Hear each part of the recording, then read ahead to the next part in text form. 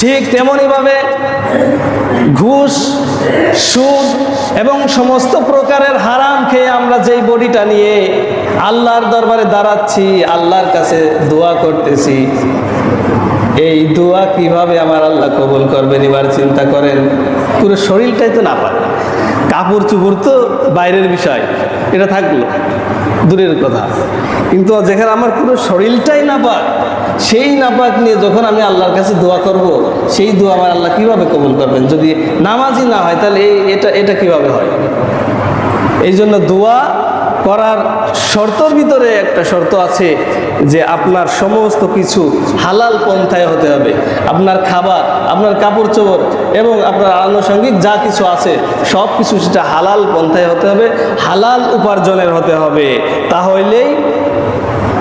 তাহলেই আমাদের দোয়া কারেন্টের মতো আল্লাহ তাআলার কাছে কবুল হবে ইনশাআল্লাহ।